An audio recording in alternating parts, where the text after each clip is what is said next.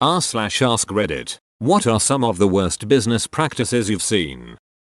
In the town I grew up there was this guy who ran a music store, the kind that sells musical instruments. He would sell brand new stuff at 50-60% discount. Hell, a friend of mine haggled a brand new Gibson guitar off the shelf for maybe 75% off. I bought several cymbals off him dirt cheap. Open bracket.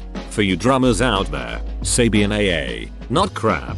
Turns out, his family was filthy rich, old money, and running the store was his hobby. You know, just something to do. He would sit there, smoke, discuss which Zappa record was the best, and basically give stuff away. It was awesome and terrible business. Edit. A lot of you seem to suggest that this is some kind of money laundering scheme. But if you wanna launder money, maybe run a business that does more than a $1,000 monthly revenue. He's probably not in business anymore. But then again, I haven't lived there for 20 odd years. You'd never guess he was super rich. He had that basic 40-something, brown leather jacket, ponytail, chain smoking kind of I live in my mom's basement vibe. This was in Norway in the mid 90s. I guess they got him the store to get him out of the house. Who knows? If you strayed in there, you'd almost be held hostage by his never-ending stories and promise of maybe getting that Boss pedal for 15 bucks. It was more weird than cool if I recall correctly. Anyway,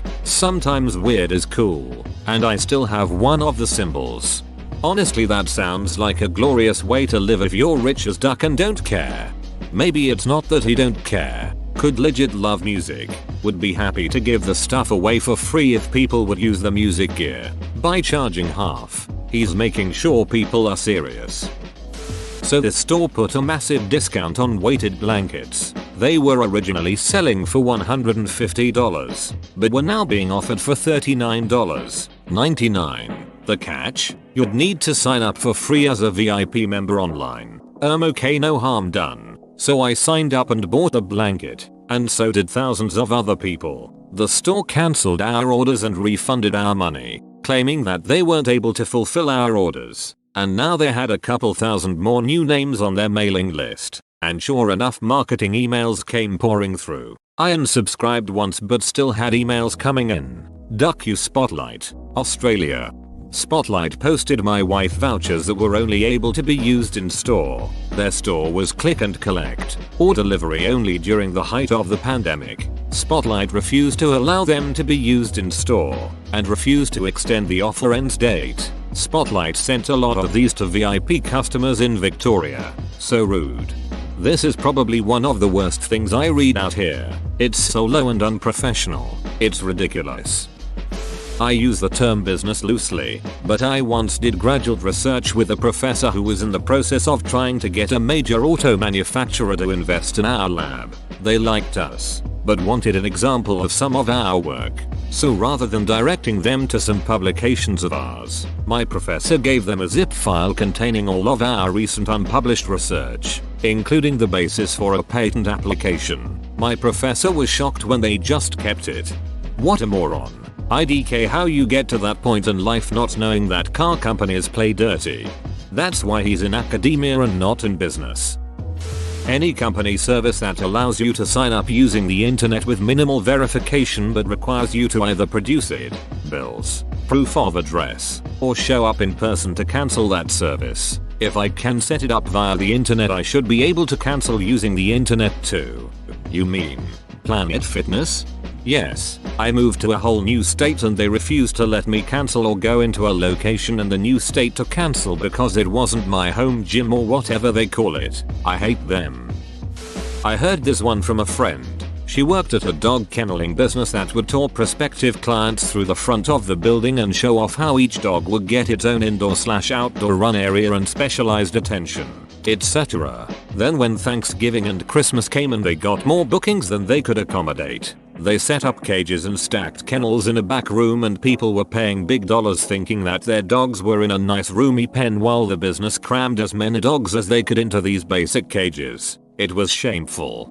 This is why it's good to find ones that give you 24/7 video access. How dare they? Bodicums for dogs. Trying to get employees to quit. My managers at fast food didn't want to keep long-term employees due to having to pay them more, and firing them means unemployment costs. Us quitting means no unemployment and not having to give raises. Edit. Thanks for all the upvotes and the award. Never thought it would get so popular. To answer a question as to why I didn't force them to fire me. Broke college student. They had flexible hours and I got a free meal. Union, chain, just don't give raises. I mean I would, as I'm not a jerk, but a jerk could just not. When I worked at a corporate Taco Bell restaurant, they would not give management raises until they got reviews about every employee at the store. I worked as a food service manager for a large hotel chain. Let's call it Chariot Hotels. The general hotel manager wouldn't approve repairs, replacements of equipment unless we were expecting an inspection in the next 2-3 months. The immediate bad effect of this was a lot of negative reviews. Our ice maker broke, so we had to send employees to the other side of the hotel to get ice from an ice machine to make iced coffee, smoothies, etc., resulting in extremely long wait times for iced drinks. We also lost money because a lot of the cold food, like chicken salad, can be made in bulk and stored for a few days in the fridge. Unfortunately, half of our fridges didn't cool properly, so we had to make a lot of foods fresh every day and discard a lot of food. Lastly, I quit when I got tired of requesting repairs that never happened. 2 weeks later, they got an early inspection and an exceptionally bad score for a chain. They passed, but just barely. The general manager blamed it on the former food service manager, me, and I believe she still manages the hotel to this day. Yeah, I used to work for their rival Hilton and we'd get inspected, and every time the maintenance team failed, every time I put out a maintenance request, they'd ignore it. It was one full-time guy and one part-timer, and the full-time guy would be lazy and the part-timer would get blamed. Ah yes, Hilton and Chariot lol. I wonder if Byatt and Romney were just as bad lol. I used to serve at a restaurant where we wore pagers that buzzed us when a table's food was ready. Good idea, right? Well, the owners had the policy that you had to immediately go pick up the food no matter what, and that included if you were in the middle of taking another table's order. They said that people understand and are cool with it. Of course they weren't though. Every time I stopped taking a table's order and went and got the food, they were totally pissed off. I could not believe the owners did not understand why literally no other restaurant on the planet does it that way.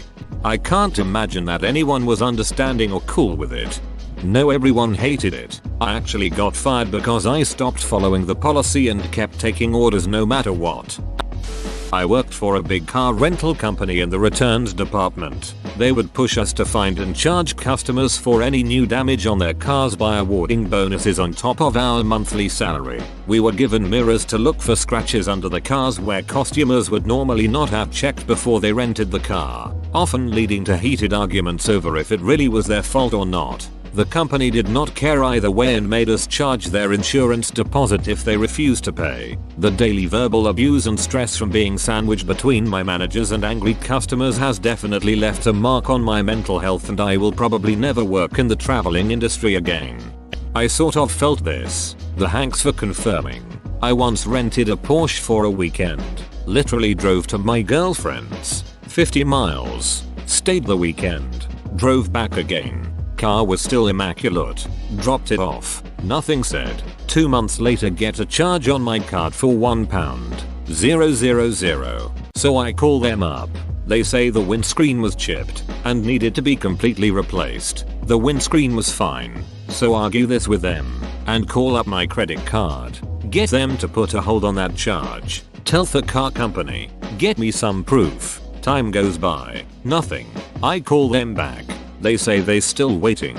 This goes by. Still nothing. I call them back. The girl says it's been repaired at a different branch. It was £90. So I say, hold on, you're charging me £1,000. Yes, but you just told me it was £90. No, I didn't. Yes, you did. Do you record all your calls? Yes, we do. Then I want a copy of this call under the Freedom of Information Act. Specific UK legislation. She puts me in hold. Comes back in 5 minutes. Will waive all charges. 2 months later, they still haven't cancelled the charge to my card. So I call them, hello, what are you playing at? Oh, we've lost your car hire voucher. The one you gave us when you collected the car. You need to send us your copy. No, I don't. You just need to cancel the charge. But we need a voucher, and we've lost yours. So we need you to send us yours. No, you obviously had my voucher,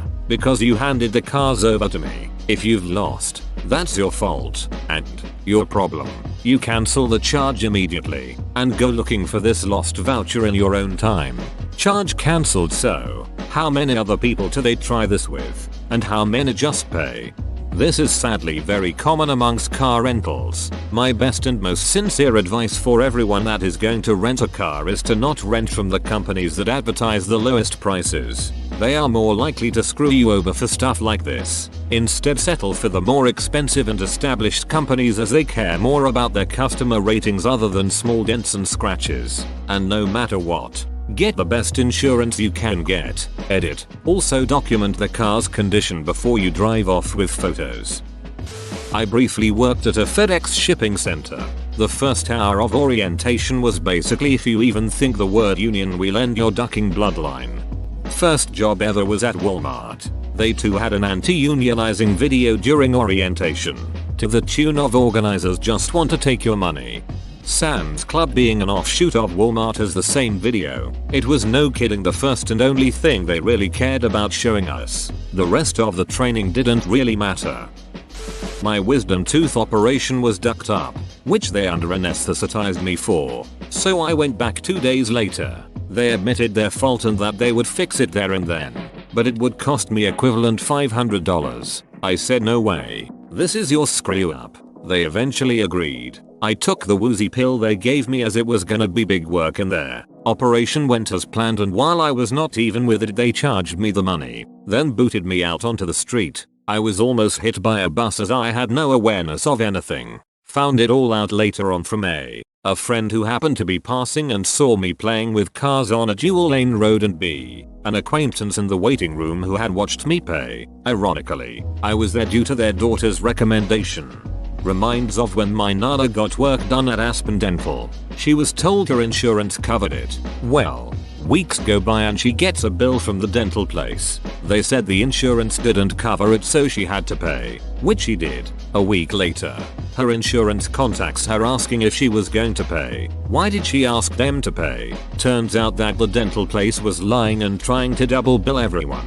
My nana turned over all the evidence to insurance company and they raised holy heck at the dental place. They immediately refunded my nana's money, with apologies saying that they made a mistake.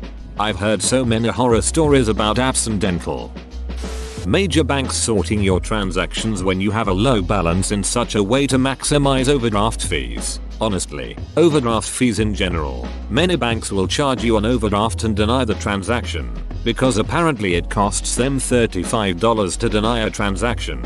Perhaps the easiest way they could prevent overdrafts that aren't the account holder's fault would be to ban demand drafts that are not accompanied by a court order. As it stands, with most auto-pay agreements, the company sends a demand draft to the bank. They have the freedom to request more money than what you agreed to. We dropped an insurance company because they tripled our premium without warning. Open bracket. It's also how the Nigerian oil scam works. They use the info pass to issue demand drafts and clean out your account. With real banking services, you tell your bank how much you want to pay vendor X every month, and they cut a check to that vendor every month. If your vendor wants to up the amount, they have to get you to agree to it first. Because Bank of America was sued in a huge class action lawsuit, they have actually changed these practices. If your account gets overdrawn now, they send you a notice that you have 3 days to bring the account out of the red, before they charge you $35 NSF charge. It is a pretty good way to do it now.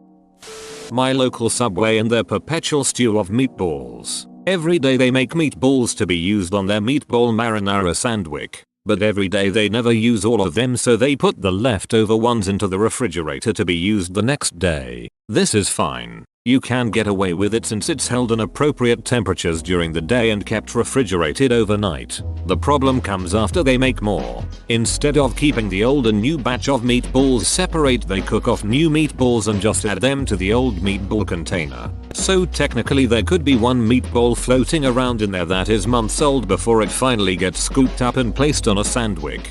Eat fresh is the biggest false advertising.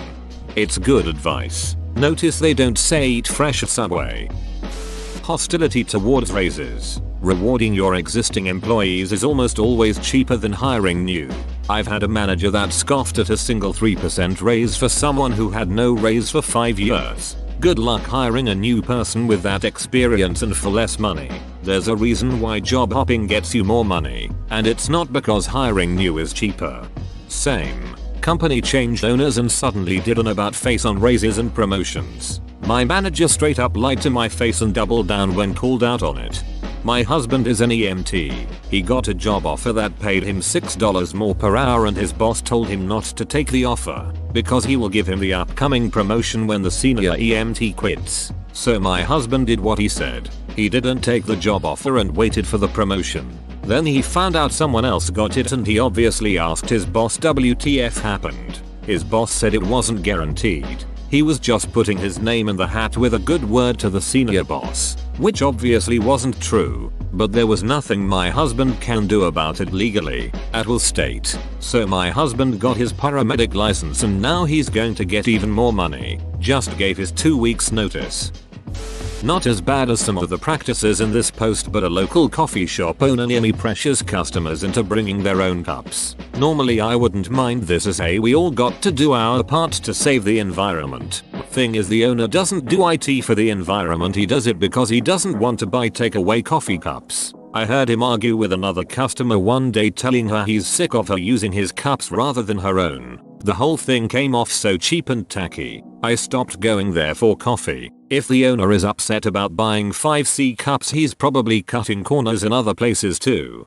I do bring my own cuss, you know it's green, but wow, that is stingy. You're basically turning your one-off customers away. Cuss, how will they know? Burnell Productions in Renton, just outside Seattle, constantly lie, cheat and steal from their customers. When confronted, the CEO pleads poverty and needs money to pay bills. The CEO was declared bankrupt in 2020, wiping the debt he had on 13 credit cards. Meanwhile he, the CEO, also has a condo that he hasn't paid his mortgage on for almost a year. Then there's over $40,000 spent on a mobile game, which he does not acknowledge because he has an addiction problem. Bro, what a small world, lol. I think I've heard of Burnell Productions. I remember reading about the CEO trying to hide from taxes and was only found out because he received tons of business magazines to his workplace. Also, isn't the CEO a man that masturbated in front of kids? You are absolutely correct, sir. A veterinarian I once worked for tried to make me reuse bloody IV tubing between patients. Just rinse it out, he told me. He charged the same amount for a pain injection for a £5 pet and a £150 pet. He overworked and underpaid his employees. He was rude to his clients and tried to make staff carry out tasks they were not qualified educated to do. He would cut corners in any possible way. Several of us reported him to the board. Did the board do anything? Yes, he was investigated by the Canadian Board of Veterinary Medicine for several different infractions. Staff and I gave statements, and then, during the investigation, he returned to India for a scheduled visit but didn't return. Last I heard, he and his newly graduated son had opened a new practice in Michigan.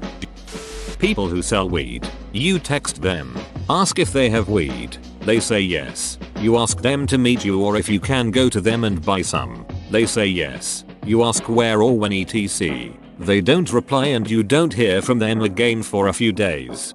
One of the best things to come out of legal weed is the customer service aspect of people not having to deal with local drug dealers as much.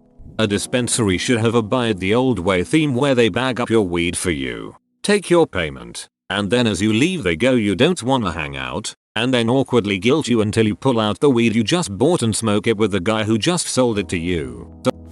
Quotas. From car sales to banking, They always incentivize the worker to lie, cheat, discriminate and provide the poorest service possible to make the numbers look good so that upper management doesn't fire them.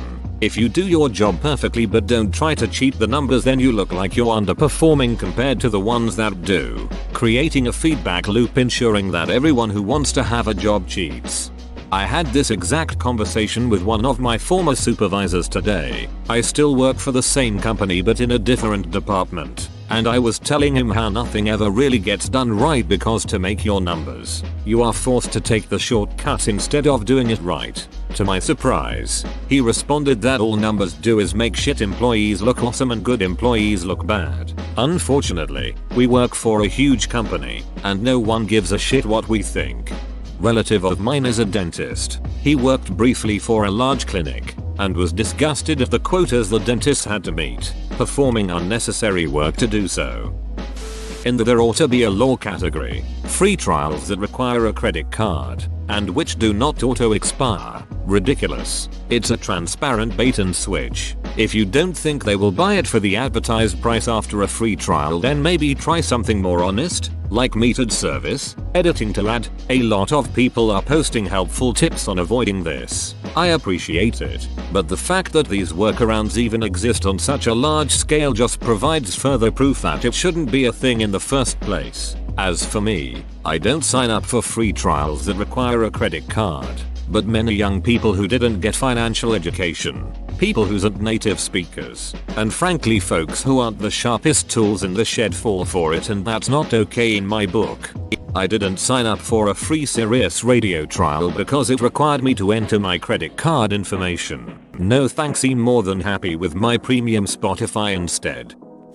Beware of consignment stores, people. Those store where you can buy used clothing for cheap and also can take yours in to be sold. There may be other kinds I don't know of, but the big red flag is if they do it like this. They offer an agreement when you sell through them that they get a percentage of the sale price, but after a certain amount of time, if the item hasn't sold, it becomes their property and they get full profit, but they allow you to come reclaim your item anytime before that deadline. Ask them if they would assist you to find your item in the store should you decide to reclaim it. If they say no or offer an excuse like we don't itemize so you have to seek it out yourself, then do not do business with them. They are a scammer. An example in my town is CJ's Consignment. Not every item may be scammed like this, but they may occasionally pick a high dollar item and decide they want the full profit. All they do is hide your shit from you. Maybe put it in the back or somewhere customers don't have access to. If you can't find your item, then you can't reclaim it in time. They did this to me with a dress.